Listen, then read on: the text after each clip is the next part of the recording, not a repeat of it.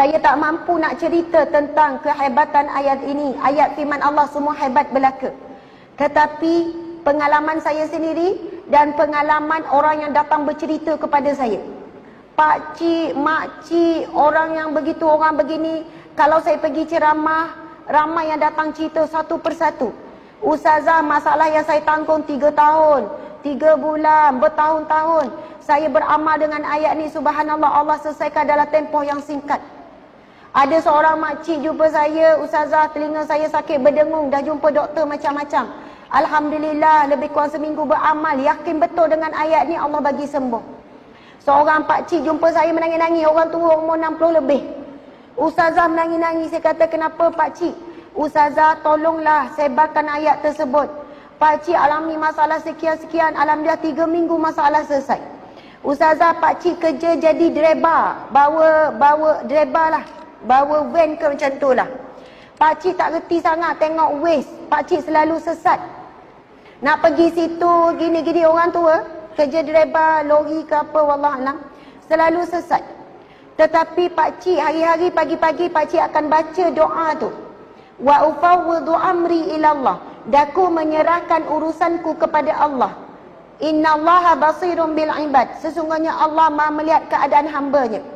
Setiap kali pakcik sekarang ni sesat je ustazah, wallahualam entah datang daripada, ada je orang datang tunjuk jalan.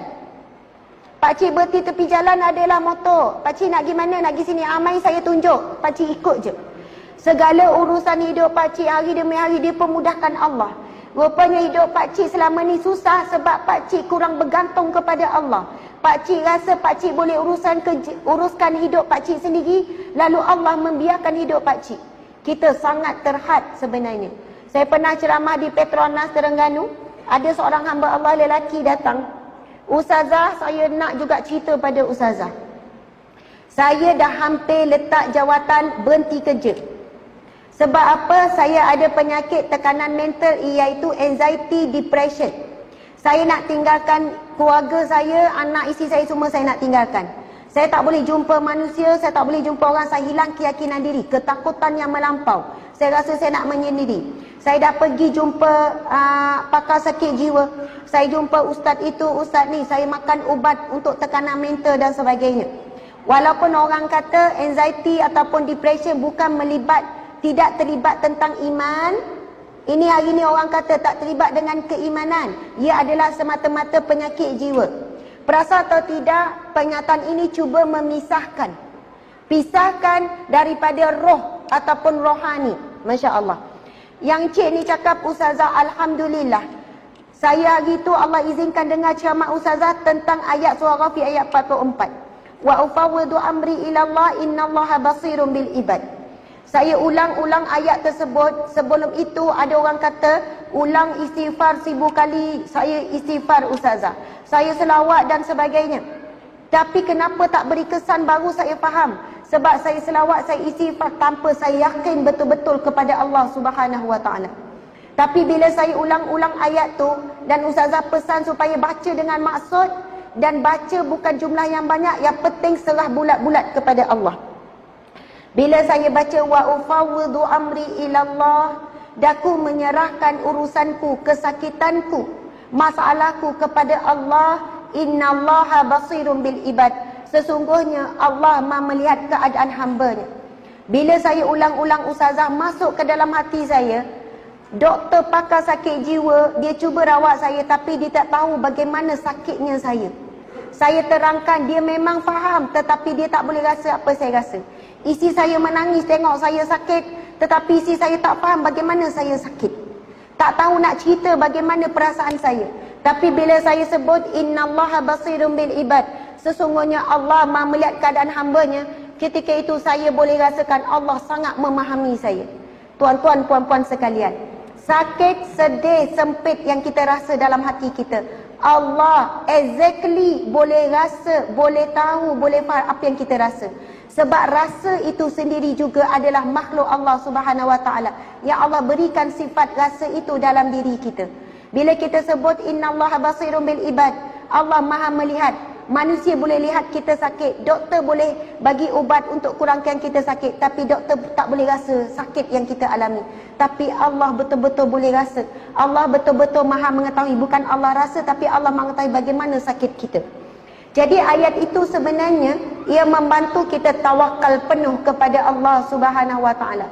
Di sana ulama menyebutkan selama mana seorang hamba berdoa dengan yakin kepada Allah, tak ada ragu-ragu sedikit pun, selama itu doa pasti akan dimakbulkan oleh Allah Subhanahu Wa Taala.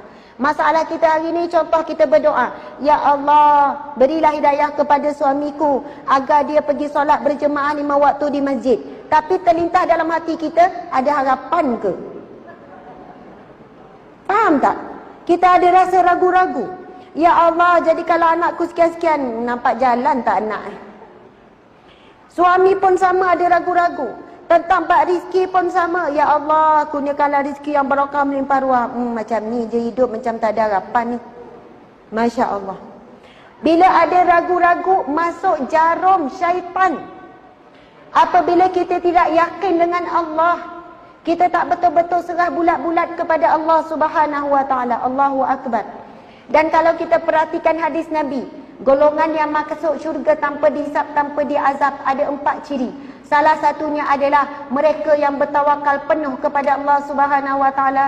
Jadi insya-Allah para muslimin muslimat sekalian, dan insya-Allah selepas ini cubalah beramal dengan surah Ghafir ayat 44. Ada orang cari surah Ghafir ayat 44 tak keluar, sama surahnya surah Al-Mu'min. Wa ufawwidu amri ila Allah. Kita boleh tak baca sama-sama? Insya-Allah. Bismillahirrahmanirrahim. Wa ufawwidu amri ilallah. Innallaha basirun bil ibad. Sadaqallahul azim. Daku menyerahkan urusanku, kesakitanku, masalahku, ujianku, kesempitanku, kebimbanganku, kerisauanku, kesedihanku kepada Allah. Sesungguhnya Allah Maha melihat keadaan hamba-Nya. Amin ya rabbal alamin.